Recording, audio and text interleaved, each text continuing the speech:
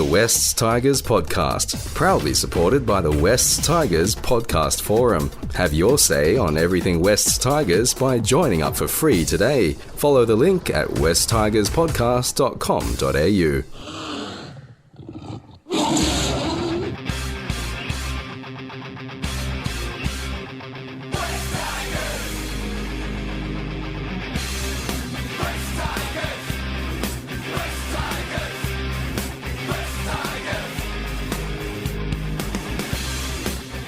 Hello and welcome to the West Tigers podcast, episode number 148. No, it's not Eddie Otto. It's Joel Helms in the hosting seat and joined by Steve Stretton and Gary Watson. Hello, boys. How you doing? What is your one word to describe the West Tigers' performance against Melbourne?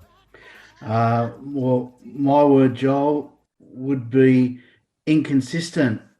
Can I expand on the one word? Yeah, well. Inconsistent, not as in inconsistent as in one really good half and one really poor half. Well, I'm going to go the opposite of Steve and say that's consistent. So my one word, I'm going to use is consistent. It's really that's something we've been seeing a lot of over the past decade of us being inconsistent. So I'm going to say we're consistent by our consistency once I get it out. Yep. Okay. Fair enough. Now, Eddie and Declan off on different assignments, which is a different way of saying that they've got better things to do on this Sunday night, or they're just too upset about that second half. I sat near Declan last night, and yeah, it might be a good idea we keep the microphone away from him for just a little bit. All right, very good. Before we get into the game, let's have a look at we're kind of doing this in chronological order because before the game, there was an ambush event at CommBank Stadium. And you guys were both there for that event. First one for 2022. How did it go?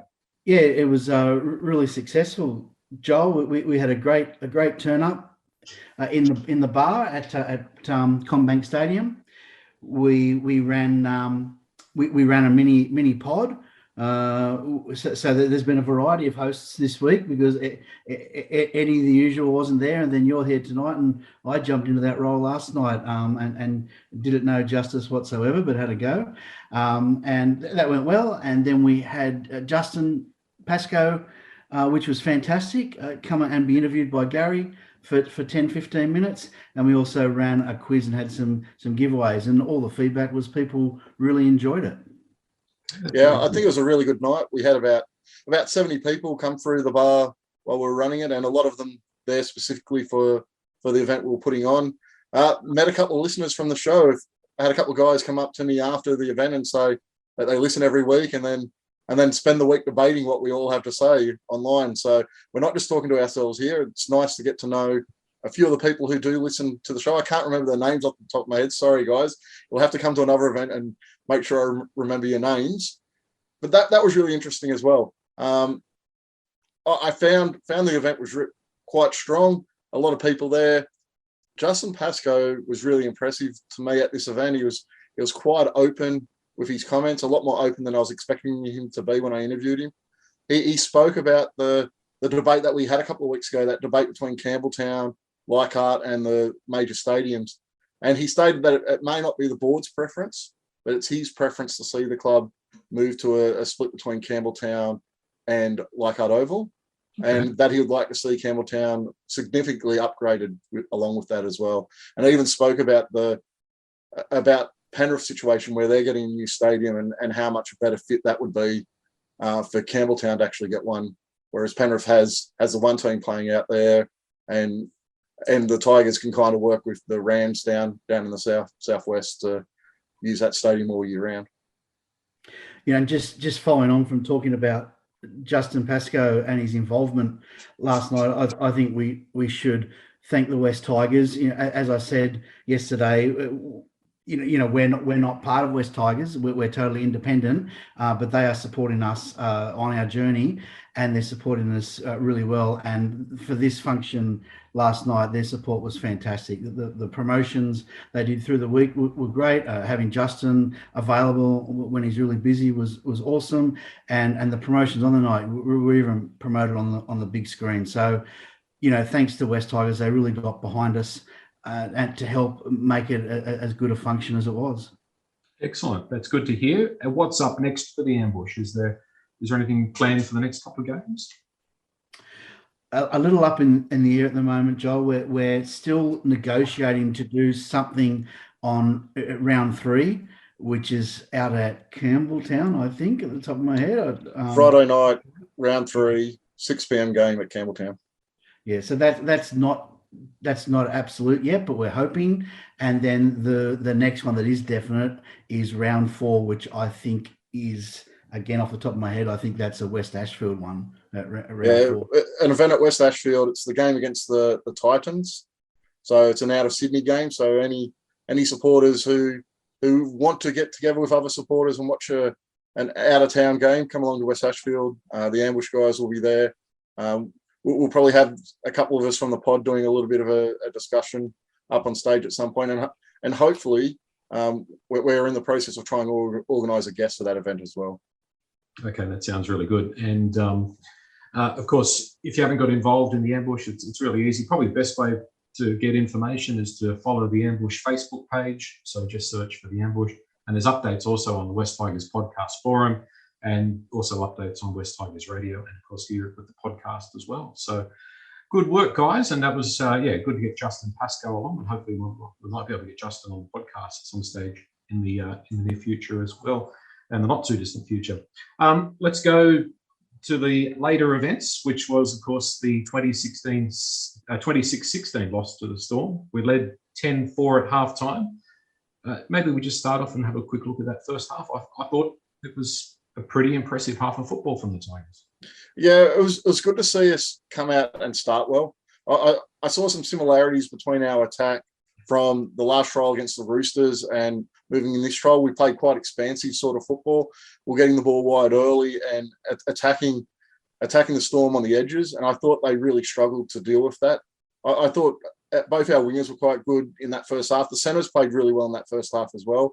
I thought Roberts had some nice touches despite having a bit of a poorer second half, and Gildart had some nice touches as well.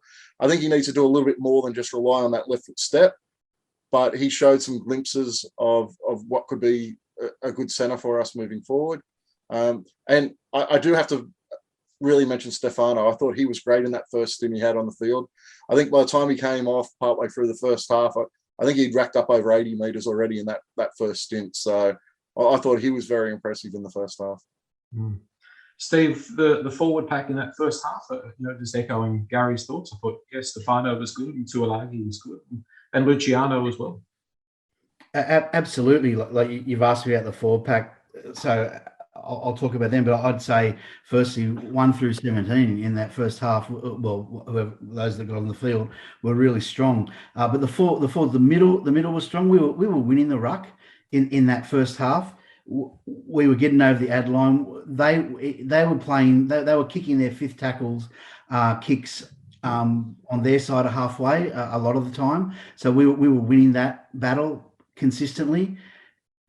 Our wide forwards, Leilua and Tuolagi were just outstanding. That they were weapons.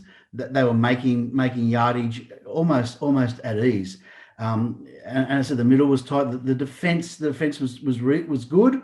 Was much better. Much better than it has been. There's still that tendency.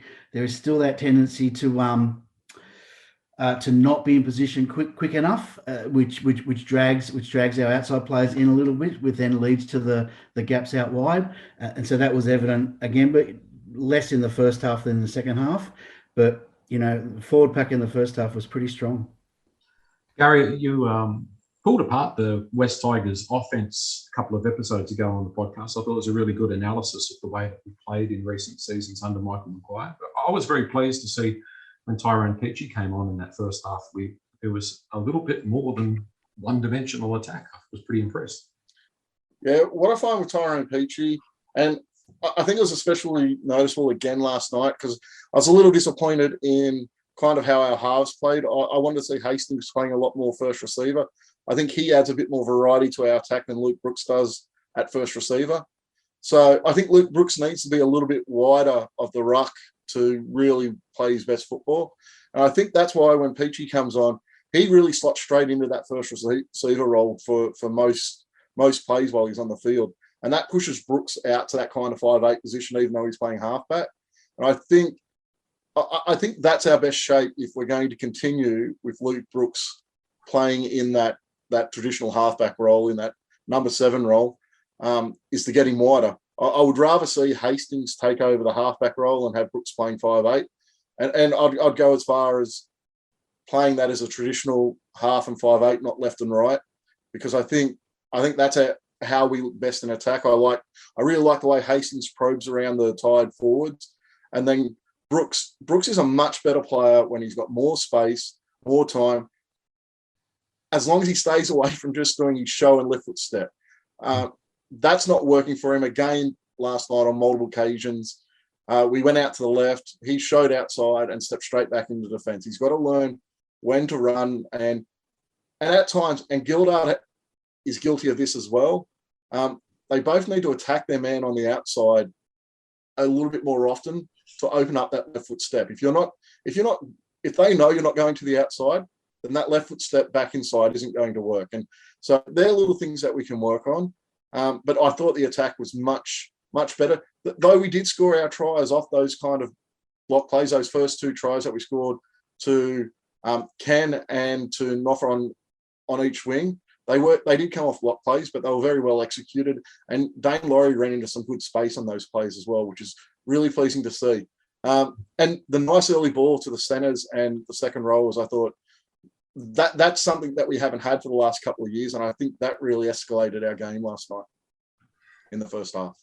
Yeah, the first half. So, I mean, the first half and the start to the second half were fairly positive. I mean, if we continue going with a couple of positives, and we've got a lot of comments from our Facebook followers and from the West Tigers podcast forum that we need to move through. But Steve, another positive I'd like to put out there is I thought the wingers, for the first time in a long time, like we got a lot of value out of Nofoaluma and Mamalo. Yeah, absolutely, and not just running the ball back out of trouble either. They did that, and they did that really well. And that's what you expect from your wingers. You need your wingers to come in, and run those hard yards, and they were doing that, and they did it well. But we were also seeing them dangerous in attacking situations.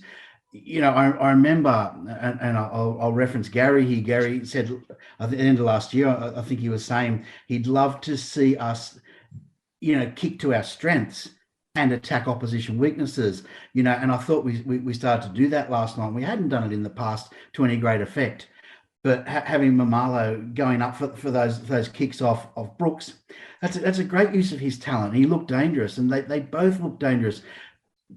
And I would say they look dangerous because they have space, and they have space because we're getting good clean ball out wide, which is what Gary alluded to a few moments ago, and that shows with our back rowers, it shows with our centres who look dangerous, and then adding on from that, it shows with our wingers. And we're moving that ball from early in the game, like early in the set. We weren't waiting to the 3rd, 4th, 5th, 6th tackles. We're actually moving early, which is something we haven't seen because we've been very much 5 hit-ups and kick, or 4 hit-ups and a little bit of a shift and then kick.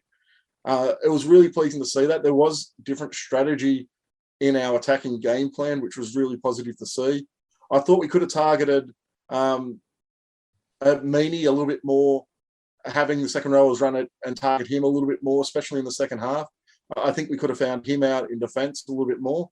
But outside of that, and I will say, if Ken has had found the ground on that crossfield kick that he caught in goal, I think we win the game. So I think we're that close to winning that game that if he gets that ball down and he's centimetres away, I think we're talking about this game in a much different light today than we are going to be.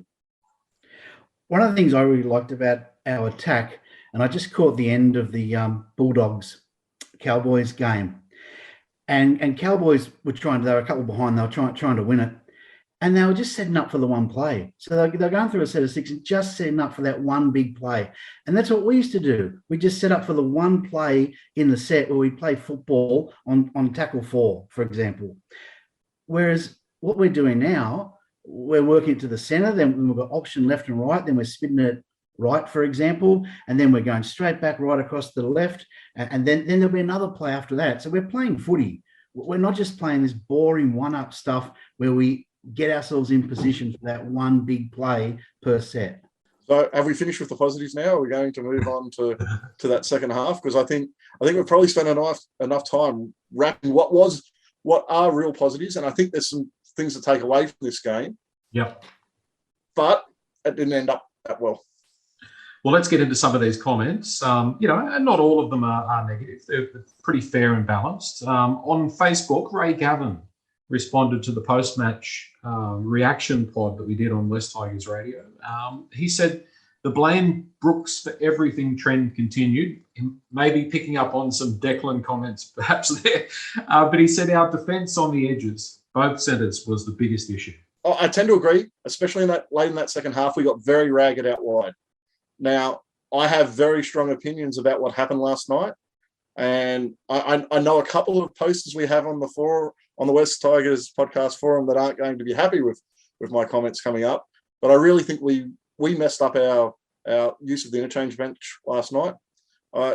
Having Garner and Seafarth on the bench until the final 20 minutes without playing one time bit of football, that put us in a position where our second row started to struggle, which then started pulling our centres out of position. So we knew before this game, we've spoken about it on this pod a lot, Luciano can't play 80 minutes. Now, is Garner the guy we want to bring on for that last 20 minutes anyway? So was that the right selection moving forward if we were looking at playing Luciano straight 60 and then bringing someone else on? Or I really think we need to give Leilua that rest sometime around the halfway point in the game so he can come back on for that final 20 minutes fresh. I think that's really important. I think the game's very different if he's back on the field fresh in that last 20 minutes instead of having Garner and Seafarth coming on and playing bit roles in that crucial part of the game. Those decisions are decisions that really ultimately, in my opinion, cost us the game last night. I can see a glimmer of a really good side in the squad that we have. Not a really good side. That may be exaggerating a bit. Our squad is not a really strong squad, but I can see a glimmer of a team that can compete and can win games and can be around that mid-table level and maybe sneak into the 8 if we make smart decisions about what we do with our team and with our bench interchange. And last night we ran two of the better players ragged, so they started missing tackles and being out of position and causing issues for the players around them. So making those two centres have to shift in and cover them a little bit and putting them out of position. So they're then making mistakes. We've got to be really smart how we use those players and those high impact players we have. Garner's not a guy to be coming on. Like I think he could hold you up around that 10 minutes either side of half time and do a job for you defensively and play small minutes in that role. But I don't like how we used our bench last night. I think it cost us the game. Yeah, Avo agrees. He said Madge needs to sort out his interchange and fast. His use of the interchange has been poor for years. And last night we were again left with one player playing 10 minutes and one player playing 20. It's a waste of a bench spot. Steve, do you feel like feels a little bit like we're running out of forward stocks early in the year? Like, Blaw's gone. We have, of course, no Tamo. Who else would you have maybe had in that mix, and what would you have done with the bench? I'd have had. Yeah, well, I agree with what Gary said. I don't think that's the only reason we lost the game, and I've got a theory as well, I suppose. But what I'd have had McKaylee on the bench for sure in place of Garner. I wouldn't be playing my second rowers for 80 minutes for the same reasons that Gary said. But McKaylee would have, if you are going to bring someone off the bench, they need to have impact. Now, McKaylee will have impact in attack at least, and so he'd have been in my 17. I suppose my theory, and I subscribe to the thought that more than one thing can be correct at any one time, and I agree with the use of the bench and the selection of the team. I think we did it wrong.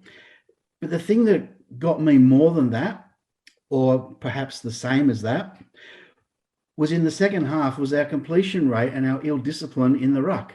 and we gave away penalties, and we dropped the ball at crucial times. We gave the Storm easy yardage out of their end, whereas in the first half we hammered them in their end and put them under pressure. But in the first half, in the second half, we didn't do that.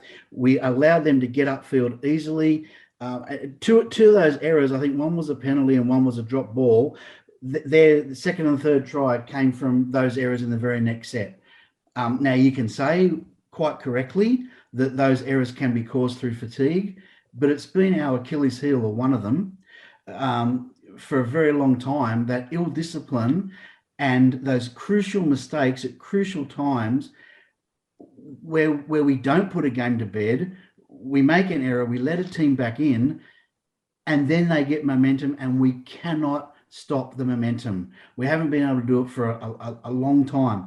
Again, I agree with what Gary said. I've said this before. I argued this on the pod a few weeks ago. The other guys were saying we're a poor team, and I was saying I don't agree. I think we're an average team that can play well or play poorly. Well, we saw an average team last night play really well and put it to the competition favourites, as many would have them, in that first half. And then we saw an average team do what we've done for the last 2 years and play dumb football and make error upon error upon error, which in this modern game, you can't do that. You can't do that against anyone. You certainly can't do it against the Storm, whether they've got 17, 15 or 12. The way I look at it is, I've had a look at those errors, and a lot of those errors are fatigue errors. The penalties were for being too slow getting out of the ruck. We had Jake Simpkin give away a penalty for being too slow getting out of the ruck. I don't know how many times I've spoken on here about him not being ready to play big minutes, and he's coming back from shoulder surgery over the off season. He played a little bit in a trial, and then we've got him on the field deep into the second half, and you could see him fatiguing. You could see him struggling to get across in cover support. There were those gaps that formed were players too tired to get across in cover defence and get across and close the gap. They're mistakes that don't have to happen if you have fresh players on. The best advantage we had last night is Melbourne were down to 15 players. So we turned around and tried to play them and tried to beat them with 15 players. We should have had fresh players on there, driving at them hard all game, wearing them out, getting them to a position where they're the ones who are struggling to cover the gaps. They're the ones who are holding down in the ruck too long because they're struggling to get back out. They're the ones who couldn't get across to close the gap. Like, the Hughes try is a perfect example. He stepped back off that back inside, beat 3 forwards, and then we couldn't close the gap that he eventually went through. Now, each of those forwards he beat were like, it's a hard thing to do, but Simpkin couldn't get across and close the gap that formed, and that's where he went through. Now, they're fatigue errors. We had too many fatigue errors last night, and it has to, when you have such a poor rotation of your bench, I think you look at those errors, and I think that's where the blame has to fall for this game. There was a game there to be won last night, and Steve's right. We don't win big moments. We haven't won big moments for years. And what I will say is that's a learnt behaviour as well. There's one thing in the Melbourne Storm's DNA, no matter how they're playing, they find a way to win. And you saw it last night. They weren't great last night, but they found a way to win that game. And that's something we're still got to develop and something we're still got to learn. So we are bagging out some of our performances on the bench and those areas at the moment. But we need to remember who we're playing as well, and the DNA that club has, and kind of take that on board moving forward as well, because I'm sitting here and I'm disappointed in the loss. There are a lot of positives, and I'm not sitting here depressed. I'm not sitting here slitting my wrists thinking the season's over. I saw some things last night that have me a lot more confident moving forward than I was before the last trial. But to your point, Gary, like what you just said then sort of exemplifies what I'm saying. Like, we don't win those big moments, and I agree. I don't disagree with what you're saying at all about fatigue. I suppose what I'm saying in addition to that is it's not always fatigue. That's part of it, but it's concentration, it's handling pressure, it's believing that you can win. It's being smart and doing what you have to do to win. And in all those areas, we've just got last 3 years, countless examples of how we've let games slip and haven't won the moments we should have won because of fatigue, yes, and of the other things I mentioned as well. Like an offside play, which happened early in the second half, that's not a fatigue error. That's a concentration error. And there should be, when you start in the second half, you've just scored a try, and then you've got Melbourne down on their line, and you're ready to put the nail in the coffin almost, with 30 minutes to go. That offside penalty shouldn't happen. That's not a fatigue error. Fatigue errors happened. That wasn't one, but it happens still. It happens all the time. And so that, you hear everyone say that the difference between our best and our worst. And I'm the same. I'm not slipping my wrist. I saw enough to be walk away relatively positive about how we can play this year. But that gap between best and worst, for whatever reason, has just got to minimise. Look, Steve makes some very valid points. I still feel, even with those errors we made early, if we had our bench rotation right, we win that game. Yeah. We don't have Garner on in the last 10 minutes. We don't have Seafarth on in the last 10 minutes. We have a fresh Tuolagi and a fresh Leilua, and I think that changes the game completely. And even if Melbourne got to the front at that point, I'm a lot more confident of us coming back into the game with a fresh Tuolagi and a fresh Leilua than I am with Garner and Seafarth running around out there who try hard, but they don't have the impact that the other two do have. And I don't think it's any competition. I don't want to be playing the last 20 minutes with Garner and Seafarth. Also, I thought it'd be just worth giving Tuolagi a pat on the back. It was a really nice moment in the game when he helped George Jennings off the field. I thought that was really good. Hodjo on the forum said the attack looks considerably better. Defensively, the new system is solid, but our glaring weakness is Gilder. He said Brooks didn't play bad, but again, he wasn't the difference maker and didn't control the game. I posted on the forum, I thought the difference between the two sides in the end were the two halfbacks. And Hughes won it. He did what he needed to win it. I don't think that can be argued. You have a look at the try he scored. There was a really good try, taking advantage of tired forwards, straight up the middle, and scored it under the post to kind of make it worse with our goal kicking last night. We didn't need them getting easy shots at goal with our kicking goals. So I think it's hard to argue that the difference in the halves made a huge role in the game. Talking about our defence, I think our defence is quite good over most of the field. I think we mark up pretty well. I think we hold up in the middle really well. Our gold line defence is still abysmal. Melbourne, most of the time, as they got inside our 20 last night, they got over fairly easily. We really need to work out our gold line defence, both through the middle and out wide. We saw Hughes score. We still get stripped of numbers way too easily. That's something we really need to concentrate on. I am quite happy with our general defence around the field, but yeah, that goal line defence is pretty ordinary. Just in regard to, sorry, Joel, just in regard to Goodhart, I read on the podcast forum. I don't know if it's the same comment, but I read someone mentioned about him, stepping off his left and coming inside all the time.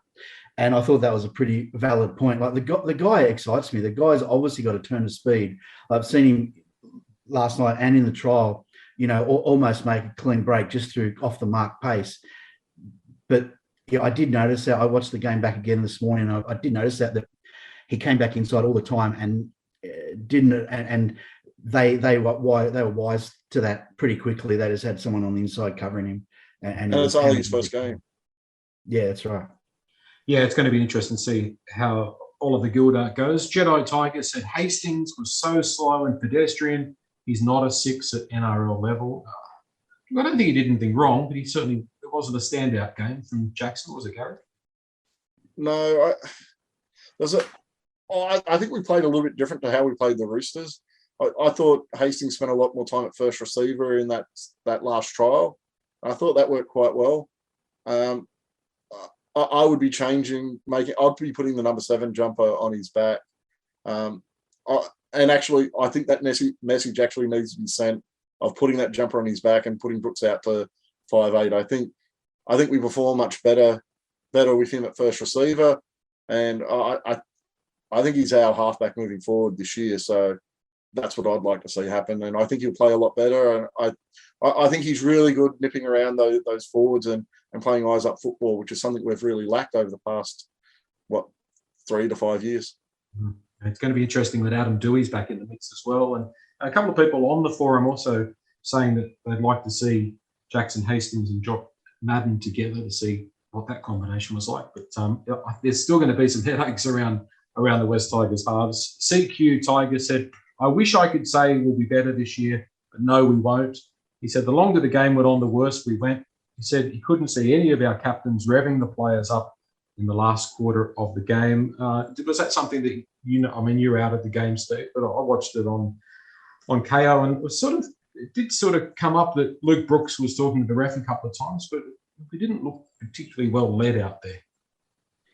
No, and that's been evident for quite a while, and that's an area that Declan has mentioned around Luke Brooks, where I agree 100%. His greatest failing, in my opinion, is his inability to just take the game by the scruff of the neck and do what Hughes did. Really, he hasn't done that for a long time, and he didn't do it again last night. I don't agree with the comment about the season's going to be as bad as last year. As there's no hope for this season.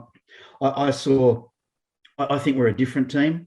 What I saw last night in that first 40, 50 minutes told me that we're a different team, and if we can do that for longer periods, I think we'll win a good share of games. And I still believe that if we do that, we can push for the top 8.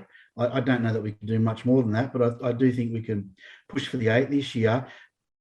But I have no confidence at the moment that will happen. That's the big question, right?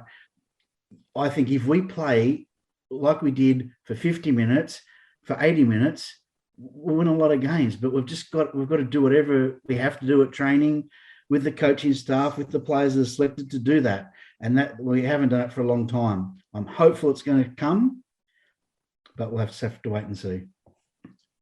Speaking of leadership, the main guy I saw talking to the refs and talking quite strongly with refs last night was actually Hastings.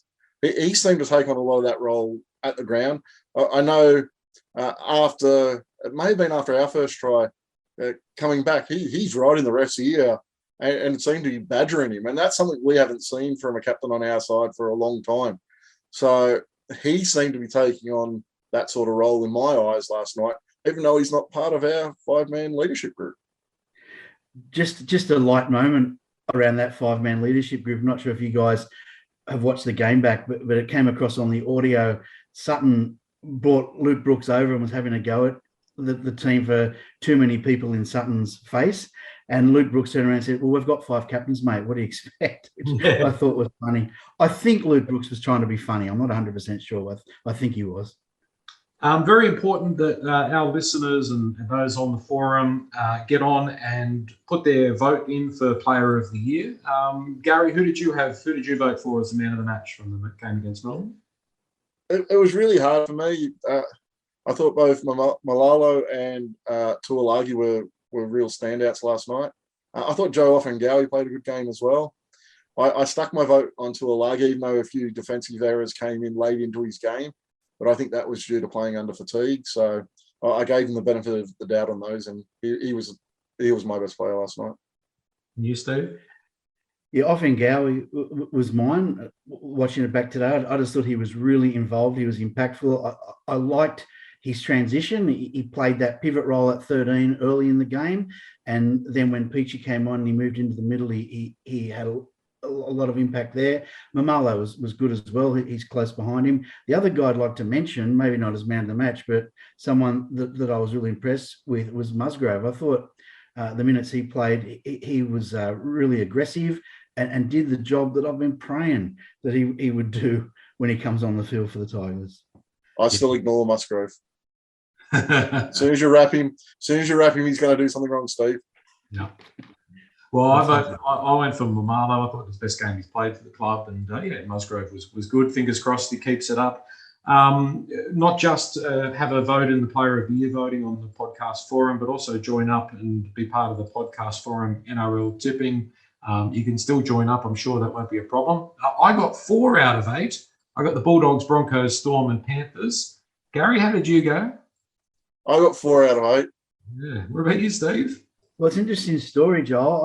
I got 3 out of 8 from my actual tipping, but for some reason, the NRL tipping comp has put me in as auto picking. I don't know how to change it, and it was sitting at 6 out of 6. So I think I ended up with 7 out of 8, if that hasn't corrected itself. But to be honest, my actual tipping was 3. Now, I've really got to stand up here, Steve. We saw you cheat on the quiz last week. You actually sit there with a wad of paper with all the answers on it. It was very clear. If we did a Zoom podcast, you'd be in a lot of trouble if people could see what I can see. Because, searching through the answers on a piece of paper, we get to the tipping comp, and he's auto-tipped almost the full round. I think there's something very, very sus going on with you, Steve. Jealousy is a terrible thing, Gary. It's not very becoming of you. You know what we all think about the Melbourne Storms of the game, that the teams that kind of bend the rules to their advantage. I think Steve's the Melbourne Storm of the podcast. Definitely. And whatever he's drinking tonight's a little bit suspicious as well. It's water with mint, if you must know. Right. Okay. All right. All right, guys, we'll leave it there. We'll try and get Eddie and Declan back in. I'm sure they'll recover in the next couple of days.